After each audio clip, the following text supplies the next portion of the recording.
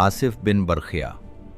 ये वो पुरस्कार हस्ती हैं जिनका जिक्र होते ही हज़रत सुलेमान अलैहिस्सलाम का अज़ीमुश्शान दरबार निगाहों के सामने ज़िंदा हो जाता है। वो दरबार जहाँ ताकतवर जिन्नात, हवा, परिंदे और इंसान सब हुक्म इलाही के ताबे खड़े थे। लेकिन उन्हीं सब के दरमियान एक ऐसा बंदा खुदा भी मौजूद था जिसके इल्म ने ताकत के तमाम गुरूर को लम्हों में खाक में मिला दिया। आसिफ बिन बरखिया कोई आम इंसान न थे, बल्कि वो अल्लाह के वो मुकर्रब वली थे जिन्हें किताब के इल्म में से एक ख़ास राज अता किया गया था। ऐसा राज जिसके सामने फासले, दीवारें, समंदर और ज़माने की हदें बेमानी हो जाती थीं। सोचिए, हज़ारों साल पहले जब इंसान ऊँटों और घोड़ों के ज़रिए सफ़र किया करते थे, उस दौर में एक ऐसा हैरानकुन वाक़या पेश आया जिसे आज की जदीद साइंस भी मुकम्मल तौर पर समझने से कासिर है। हज़रत सुलेमान अलैहिस्सलाम ने मलका बिल्कीस का तख्त अपने दरबार में हाजिर करने का हुक्म दिया। एक देव कामत अफरियत जिन आगे बढ़ा और गुरूर से बोला, मैं ये तख्त दरबार ख़त्म होने से पहले हाजिर कर दूंगा। लेकिन फिर दरबार में मौजूद एक खामोश शख्सियत ने सर उठाया। वो आसिफ बिन बरखिया थे। उन्होंने कहा, मैं इसे आपकी पलक झपकने से पहले हाजिर कर दूंगा। और फिर वो हुआ जिसने जिन्नात तक को हैरत में डाल दिया। पलक झपकी और हज़ारों मील दूर मौजूद मलका बिल्कीस का अजीम तख्त हज़रत सुलेमान अलैहिस्सलाम के सामने मौजूद था। ये कैसे मुमकिन हुआ? क्या आसिफ बिन बरखिया वाकई इसमें आज़म जानते थे? क्या ये सिर्फ मोजज़ा था या फिर ऐसा इल्म जिस तक आज की साइंस अभी पहुंच ही नहीं सकी? क्या वक्त और फासले की दीवारें वाकई एक लम्हे में तोड़ी जा सकती हैं? आज की इस हैरत अंगेज़ वीडियो में हम जानेंगे आसिफ बिन बरखिया की असल हकीकत, वो राजदाराना इल्म, इसमें आज़म की ताकत। मोअज़्ज़ज़ दोस्तों, वीडियो का एक एक सेकंड आपके ईमान को ताज़गी बख्शेगा, क्योंकि आज आप तारीख़ के इस अजीम तरीन वाक़े को एक बिल्कुल नए और दिल को छू लेने वाले अंदाज में देखने और सुनने जा रहे हैं। बस आपसे गुजारिश है कि इस वीडियो को लाइक और शेयर ज़रूर करें ताकि ये ईमान अफरोज़ मालूमात पूरी दुनिया तक पहुँचे और इंसानियत को इस इल्म इलाही की असल ताकत का अंदाज़ा हो, जिसके सामने दुनिया की हर मादी ताकत हीच है। तो चलिए शुरू करते हैं दरबार सुलेमानी का वो मंज़र जब कायनात ने एक बहुत बड़ा मोजज़ा देखा। मुफस्सिरीन बयान करते हैं कि हज़रत सुलेमान अलैहिस्सलाम की बादशाहत कोई आम इंसानी सल्तनत नहीं थी, बल्कि ये एक ऐसी हुक्मरानी थी जिसके सामने कायनात के क़वानीन सर झुकाते थे। आप अलैहिस्सलाम ने अल्लाह से वो दुआ मांगी थी जो रहती दुनिया तक मोजज़ा बन गई, और अल्लाह ने कायनात का ज़र्रा ज़र्रा आप अलैहिस्सलाम के ताबे कर दिया। आप अलैहिस्सलाम के दबदबे का ये आलम था कि आप अलैहिस्सलाम के लश्कर में सिर्फ इंसान ही शामिल नहीं थे, बल्कि हैबतनाक और देवकामत जिन्नात की लंबी सफ़ें हाथ बांधे खड़ी होती थीं। वो जिन्नात जिनसे आम इंसान खौफ खाता है, हज़रत सुलेमान अलैहिस्सलाम के एक इशारे पर मुश्किल से मुश्किल काम पलक झपकते में मुकम्मल कर देते थे। सिर्फ जानदार ही नहीं, बल्कि कायनात की बेजान चीज़ें भी आप अलैहिस्सलाम के हुक्म की पाबंद थीं। अल्लाह ने हवाओं के रुख आप अलैहिस्सलाम की तरफ मोड़ दिए थे। जब आप अलैहिस्सलाम चाहते, हवा को हुक्म देते और वो आप अलैहिस्सलाम के तख्त को उठाकर महीनों का सफ़र मिनटों और घंटों में तय करवा देती। कुदरत इलाही से आप अलैहिस्सलाम के लिए तांबे के चश्मे जारी कर दिए गए थे ताकि आप अलैहिस्सलाम तामीराती काम कर सकें। हिकमत व दानाई का ये आलम था कि अल्लाह ने आप अलैहिस्सलाम को परिंदों की बोलियां सिखा दी थीं, चरिंद, परिंद, जिन्नात और इंसान। गरज ये कि कायनात की कोई ऐसी ताकत न थी जो अल्लाह के हुक्म से हज़रत सुलेमान अलैहिस्सलाम के ज़ेर असर न हो। आप अलैहिस्सलाम का सफ़र जब शुरू होता तो एक ख़ास जाहो जलाल और रौब के साथ होता, जहाँ हर मखलूक अपनी अपनी ज़िम्मेदारियों में मसरूफ़ नज़र आती। हज़रत सुलेमान अलैहिस्सलाम का ये अज़ीमुश्शान लश्कर जब ज़मीन पर सफ़र करता तो उसका नज़्म व ज़ब्त देखने के लायक होता। आप अलैहिस्सलाम अक्सर ज़मीन की सैर और मुआयने के लिए निकला करते थे। दौरान सफ़र जब कभी पड़ाव डालने का वक्त आता तो सबसे पहला मसला पानी की तलाश का होता था। इस काम के लिए आप परिंदों को हुक्म देते कि वो बुलंदियों से उड़कर دور تک دیکھ آئیں کہ زمین کی تہوں میں یا دور دراز مقامات پر پانی کہاں موجود ہے۔ روایت میں آتا ہے کہ ایک مرتبہ حضرت سلیمان اپنے پورے جاہ و جلال کے ساتھ لشکر سمیت تشریف لے جا رہے تھے۔ آپ علیہ السلام نے اپنی مخصوص بصیرت سے پرندوں کی صفوں پر نظر ڈالی تو کیا دیکھا کہ پرندوں کے درمیان موجود ہدہد اپنی جگہ پر موجود نہیں۔ ایک نظم و ضبط والے حکمران کی طرح آپ علیہ السلام کو اس کی بلا اجازت غیر حاضری پر بہت ناراضگی ہوئی۔ آپ علیہ السلام نے دریافت فرمایا، یہ ہدہد کب سے غائب ہے؟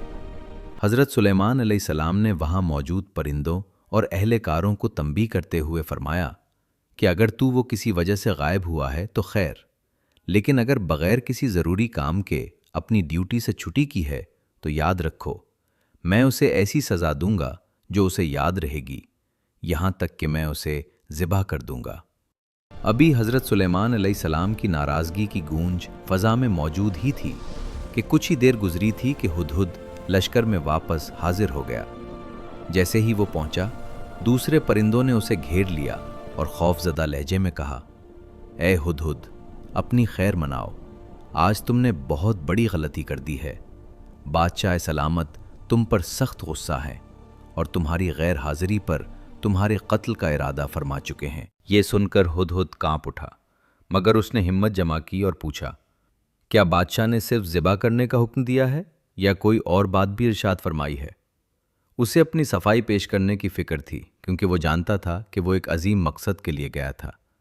دوسرے پرندوں نے اسے تسلی دیتے ہوئے کہا کہ بادشاہ سلامت نے یہ بھی فرمایا ہے کہ اگر ہدہد نے اپنی غیر حاضری کی کوئی معقول وجہ یا کوئی ٹھوس دلیل پیش نہ کی تب اسے ذبح کیا جائے گا۔ یہ سن کر ہدہد کو کچھ اطمینان ہوا کیونکہ اس کے پاس ایک ایسی خبر تھی جو پوری سلطنت اور دعوت حق کے لیے بہت اہم تھی۔ جب ہدہد کو حضرت سلیمان علیہ السلام کے دربار میں پیش کیا گیا تو اس نے ڈرنے کی بجائے ایک پر اعتماد لہجے میں عرض کیا، اے بادشاہ، میں آپ کے پاس ایک ایسی خبر لایا ہوں جس کا آپ کو علم نہیں۔ میں قبیلہ سبا کی ایک بالکل سچی اور پکی خبر لے کر آیا ہوں۔ ہدہد نے بتایا کہ جس قوم کو وہ دیکھ کر آیا ہے وہ سبا ہے، جو یمن کے علاقے میں آباد تھی۔ یہ وہ قوم تھی جس کی تجارت کے ڈنکے پوری دنیا میں بجتے تھے۔ ان کی دولت اور عظمت کا یہ عالم تھا کہ یونانی مورخین انہیں دنیا کی سب سے مالدار قوم کہتے تھے۔ ان کا قبضہ یمن سے لے کر افریقہ کے ساحلوں تک پھیلا ہوا تھا اور ہندوستان و عرب کی تمام تر تجارت انہی کے ہاتھوں میں تھی۔ ہدہد نے مزید تفصیل بتاتے ہوئے کہا، اے میرے بادشاہ، میں نے وہاں دیکھا کہ اس عظیم قوم پر ایک عورت حکمرانی کر رہی ہے۔ اللہ نے اس قوم کو ہر طرح کی آسائش اور ساز و سامان دے رکھا ہے، اور اس ملکہ کا تخت اتنا عظیم الشان اور بڑا ہے کہ اسے دیکھ کر عقل دنگ رہ جاتی ہے، لیکن اس مادی ترقی کے پیچھے ایک بہت بڑا المیہ چھپا تھا۔ ہدہد نے رنجیدہ ہو کر کہا، اتنی نعمتوں کے باوجود میں نے دیکھا کہ وہ ملکہ اور اس کی قوم اللہ کو چھوڑ کر سورج کے سامنے سجدہ ریز ہیں۔ شیطان نے ان کے برے اعمال کو ان کے لیے خوشنما بنا دیا ہے اور انہیں راہ حق سے بھٹکا دیا ہے۔ وہ اس اللہ کو سجدہ نہیں کرتے جو آسمانوں اور زمین کی چھپی ہوئی چیزوں کو نکالتا ہے اور جو ہر ظاہر اور باطن کا جاننے والا ہے۔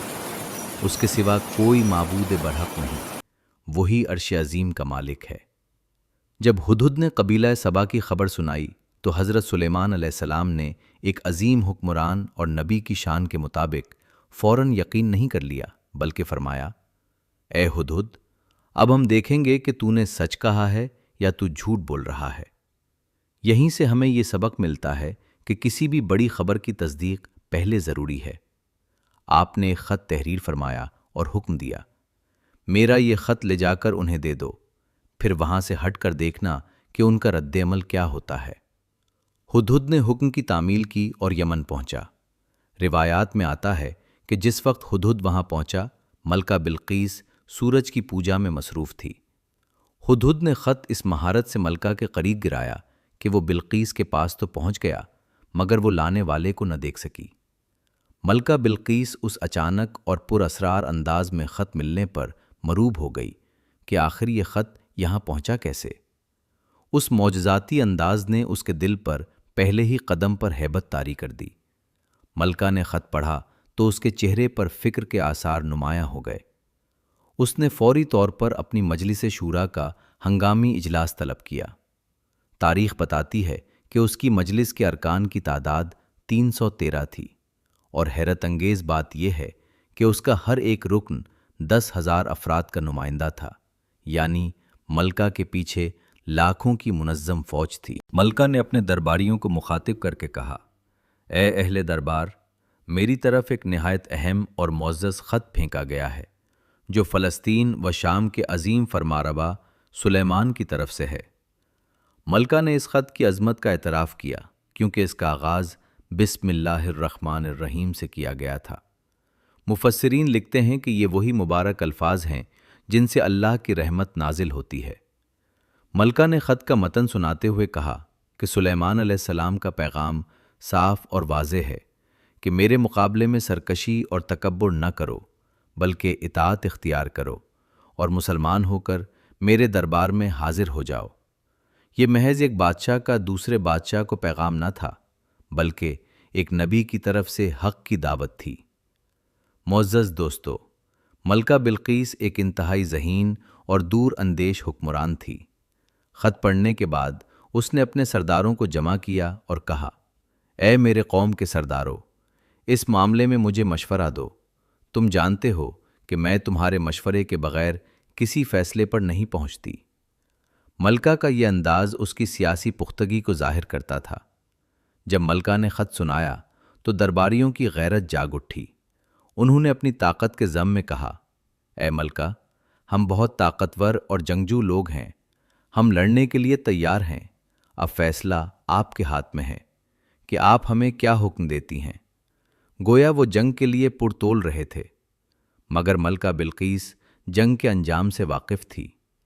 اس نے ایک تاریخی جملہ کہا جو قرآن کریم میں بھی محفوظ ہے، بے شک بادشاہ جب کسی ملک میں بطور فاتح داخل ہوتے ہیں تو اسے تباہ و برباد کر دیتے ہیں اور وہاں کے عزت داروں کو ذلیل کر دیتے ہیں۔ ملکہ کا مقصد یہ تھا کہ جنگ آخری راستہ ہونا چاہیے، پہلے معاملے کو حکمت عملی سے سمجھنا چاہیے۔ لہٰذا ملکہ نے ایک اہم فیصلہ کیا کہ میں حضرت سلیمان کی طرف کچھ بیش قیمت تحائف بھیجتی ہوں اور دیکھتی ہوں کہ ان کے قاصد کیا خبر لاتے ہیں۔ یہاں ملکہ کا اصل مقصد ایک امتحان لینا تھا۔ وہ دیکھنا چاہتی تھی کہ سلیمان علیہ السلام ایک عام دنیا دار بادشاہ ہیں جو مال و دولت دیکھ کر خوش ہو جاتے ہیں، یا وہ اللہ کے سچے نبی ہیں جن کا مقصد صرف حق کی دعوت ہے۔ چنانچہ بلقیس نے ایک بڑا وفد روانہ کیا۔ اسرائیلی روایات کے مطابق ان تحائف میں سونے کی اینٹیں، نایاب جواہرات، 100 غلام اور 100 کنیزیں شامل تھیں۔ ملکہ کا خیال تھا کہ اتنی بڑی دولت دیکھ کر کوئی بھی بادشاہ مروب ہو جائے گا، لیکن ملکہ اس بات سے بے خبر تھی کہ جس ہستی کو وہ تحائف بھیج رہی ہے اسے کائنات کا مالک خود وحی کے ذریعے پل پل کی خبر دے رہا ہے۔ اللہ نے اپنے نبی کو ان تمام تحائف کی تفصیلات قاصدوں کے پہنچنے سے پہلے ہی بتا دی تھی۔ لہٰذا حضرت سلیمان علیہ السلام نے جنات کو حکم دیا کہ شہر میں داخل ہونے والے راستے پر سونے چاندی کی اینٹوں کا فرش بچھا دیا جائے۔ راستے کے دونوں جانب سونے کے عجیب الخلقت جانور کھڑے کر دیے جائیں۔ وزراء اور عمال سلطنت کی تمام کرسیوں کو سونے کا کر دیا جائے۔ دربار کو ہیرے جواہرات سے مزین کیا جائے۔ جب ملکہ بلقیس کے قاصد وہاں پہنچے تو ان کی آنکھیں کھلی کی کھلی رہ گئیں۔ وہ جو تحائف بڑے فخر سے لائے تھے، انہیں اس عظیم الشان سلطنت کے سامنے دیکھ کر وہ دل ہی دل میں شرمندہ ہوئے اور حضرت سلیمان علیہ السلام کے روب سے مروب ہو گئے۔ انہیں احساس ہو گیا کہ یہ کوئی عام بادشاہ نہیں بلکہ اللہ کا برگزیدہ پیغمبر ہے۔ حضرت سلیمان علیہ السلام نے ان کے لائے ہوئے تحائف کی طرف دیکھا تک نہیں اور بڑے جلال کے ساتھ فرمایا، کیا تم لوگ مال کے ذریعے میری مدد کرنا چاہتے ہو؟ اللہ کی قسم، جو کچھ میرے رب نے مجھے عطا فرمایا ہے وہ اس سے کہیں بہتر اور زیادہ ہے جو اس نے تمہیں دیا ہے، لہٰذا تمہارا یہ تحفہ تمہیں ہی مبارک ہو، مجھے اس کی حاجت نہیں۔ پھر آپ علیہ السلام نے قاصدوں کو مخاطب کر کے وہ جملہ کہا جس نے ملکہ کے ایوانوں میں لرزہ طاری کر دیا۔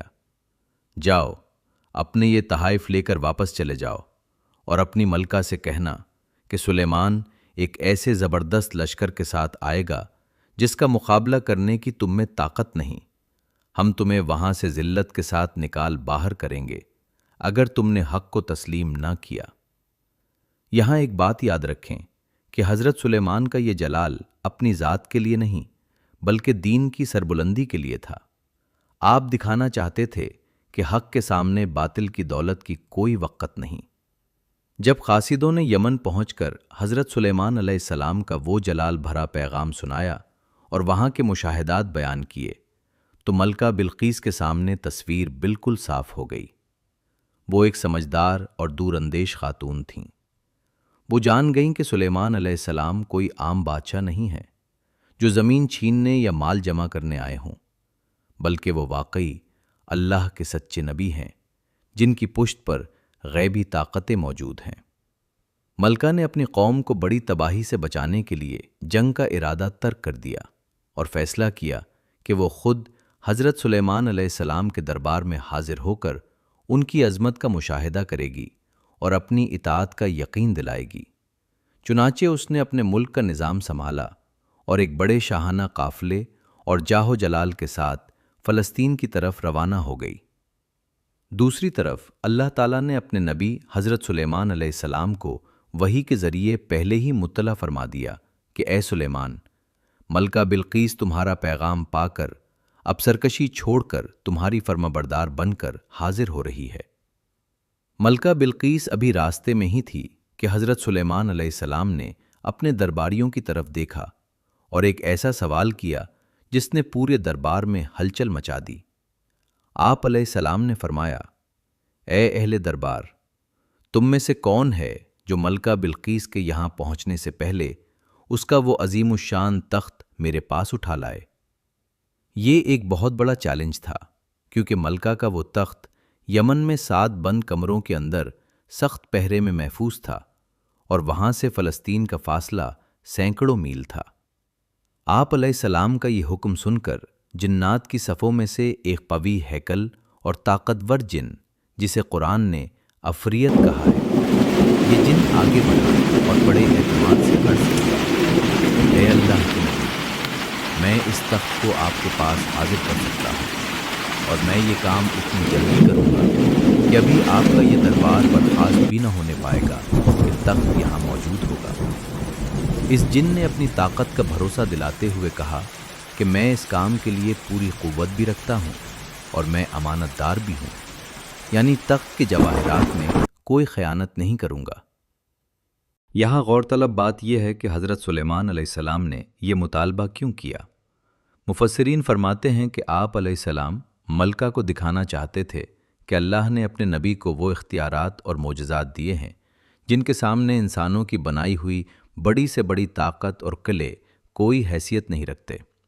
دوستو، جب اس قوی ہیکل جن نے کہا کہ وہ دربار ختم ہونے سے پہلے تخت لا سکتا ہے تو حضرت سلیمان علیہ السلام نے خاموشی اختیار فرمائی، جیسے آپ علیہ السلام اس سے بھی زیادہ تیز رفتار معجزے کا انتظار فرما رہے ہوں۔ اسی دوران دربار میں موجود ایک ایسا شخص اٹھا جس کے پاس کتاب کا علم تھا۔ مفسرین لکھتے ہیں کہ یہ حضرت سلیمان علیہ السلام کے وزیر اور سچے امتی حضرت آصف بن برخیہ تھے۔ ان کے پاس کوئی جسمانی طاقت یا جنات جیسی ہیبت نہ تھی، بلکہ ان کے پاس اللہ کے کلام اور اسم اعظم کی طاقت تھی۔ اس مرد مومن نے عرض کیا، اے اللہ کے نبی، میں وہ تخت آپ کے پاس اتنی جلدی لا سکتا ہوں کہ آپ کی آنکھ جھپکنے، پلک مارنے سے پہلے وہ یہاں موجود ہوگا۔ ابھی یہ بات مکمل ہی ہوئی تھی کہ سب نے دیکھا کہ وہ عظیم الشان تخت جو سینکڑوں میل دور یمن کے قلعوں میں بند تھا، حضرت سلیمان علیہ السلام کے سامنے دربار میں رکھا ہوا تھا۔ یہ اللہ کی دی ہوئی وہ کرامت تھی جس نے ثابت کر دیا کہ ایمان اور علم کی طاقت جنات کی جسمانی طاقت سے کہیں زیادہ بڑی ہے۔ سامعین محترم، یہاں رک کر ہمیں اس عظیم ہستی کا ذکر کرنا ہے جن کا نام تاریخ میں علم اور ایمان کی علامت بن گیا۔ حضرت آصف بن برخیہ محض ایک درباری نہیں تھے، بلکہ وہ حضرت سلیمان علیہ السلام کے قریبی رفیق، آپ کے وزیر اعظم، اور سب سے بڑھ کر یہ کہ وہ ایک سچے مومن اور عارف باللہ تھے۔ مفسرین لکھتے ہیں کہ وہ اللہ کے اسم اعظم، وہ خاص نام جسے پکار کر دعا مانگی جائے تو رد نہیں ہوتی، سے واقف تھے۔ ان کا یہ کارنامہ ثابت کرتا ہے کہ اللہ کے ولیوں کو وہ طاقت عطا کی جاتی ہے جو عام انسانی عقل سے بالاتر ہے۔ اکثر مفسرین کا اس بات پر اتفاق ہے کہ وہ اسم مبارک یا حیو یا قیوم تھا، جسے عبرانی زبان میں آہیہ شراہیہ کہا جاتا تھا۔ اللہ کے اسم اعظم کے 73 حروف میں سے آصف بن برقیہ کے پاس صرف ایک حرف کا علم تھا، مگر اس ایک حرف کی طاقت کا یہ عالم تھا کہ انہوں نے چشم زدن میں مادے کی منتقلی کا وہ کارنامہ انجام دیا جس پر آج کی جدید سائنس بھی حیران و پریشان ہے۔ جہاں آج کی سائنس ٹائم اینڈ اسپیس یعنی وقت اور فاصلے کے نظریات میں الجھی ہوئی ہے اور ٹیلی پورٹیشن کو ایک ناممکن خواب سمجھتی ہے، وہیں ہزاروں سال پہلے آصف بن برقیہ نے ثابت کر دیا کہ روحانی طاقت کائنات کے تمام مادی قوانین پر بھاری ہے۔ یہ واقعہ دراصل سائنس کے ان دعووں پر ایک خاموش تنقید ہے جو مادی وسائل کے بغیر کسی چیز کی منتقلی کو تسلیم نہیں کرتی۔ آصف بن برقیہ نے دکھا دیا کہ جب انسانی روح اللہ کے نام کی طاقت سے جڑ جاتی ہے تو کائنات کی وسعتیں سمیٹ جاتی ہیں اور فزکس کے تمام اصول خالق کائنات کے حکم کے سامنے بے بس ہو جاتے ہیں۔ یہ وہ مقام ہے جہاں سائنس کی سرحدیں ختم ہوتی ہیں اور اللہ کے مقرب بندوں کی کرامتوں کا سمندر شروع ہوتا ہے۔ دوستو، حضرت آصف بن برقیہ کی شخصیت کے حوالے سے کئی ایسی باتیں ہیں جو انہیں تاریخ انسانی کے منفرد ترین کرداروں میں شامل کرتی ہیں۔ مفسرین کرام بشمول حضرت ابن عباس بیان کرتے ہیں کہ آصف بن برقیہ حضرت سلیمان علیہ السلام کے محض ایک وزیر ہی نہیں بلکہ آپ علیہ السلام کے کاتب اور معتمد خاص بھی تھے۔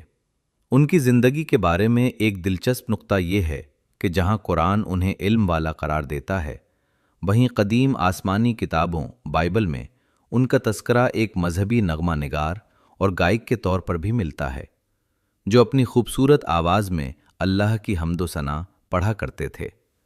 روحانی علوم کی کتابوں میں ان سے منسوب ایک کتاب الاجناس کا ذکر بھی آتا ہے، جسے عملیات اور روحانیت کے حلقوں میں نہایت اہمیت دی جاتی ہے۔ آصف بن برقیہ کے مزار مبارک کے بارے میں بھی مختلف روایات ہیں۔ ایک مشہور ترین روایت کے مطابق ان کا مزار موجودہ کرغزستان کے شہر اوش میں ایک پہاڑ سلیمان تاش کے دامن میں واقع ہے، جسے آصف بن برقیہ مقبرہ کہا جاتا ہے۔ زائرین کا ماننا ہے کہ انہوں نے وصیت کی تھی کہ انہیں اسی مقدس مقام پر دفن کیا جائے۔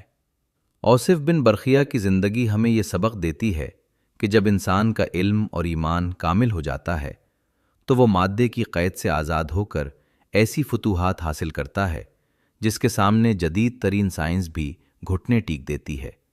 بہرحال دوستو، جب حضرت سلیمان علیہ السلام نے ملکہ بلقیس کا وہ عظیم الشان تخت اپنے سامنے موجود پایا تو آپ علیہ السلام کی زبان مبارک پر غرور یا تکبر کے بجائے اپنے رب کی حمد و ثنا جاری ہو گئی۔ آپ علیہ السلام نے عاجزی کے ساتھ فرمایا، یہ سب میرے رب کا فضل ہے۔ آپ علیہ السلام نے اس معجزے کو اپنا کمال سمجھنے کے بجائے اللہ کی طرف سے ایک امتحان قرار دیا کہ آیا میں اس عظیم نعمت پر شکر ادا کرتا ہوں یا ناشکری۔ اس کے بعد حضرت سلیمان علیہ السلام نے ملکہ بلقیس کی آمد سے قبل ان کی عقل و دانش کا امتحان لینے کے لیے تخت کے رنگ و روپ میں کچھ رد و بدل کروا دیا۔ جب ملکہ دربار میں حاضر ہوئیں تو ان سے پوچھا گیا، کیا تمہارا تخت بھی اسی طرح کا ہے؟ انہوں نے کمال ہوشیاری سے جواب دیا، یہ تو گویا ہو بہو وہی ہے۔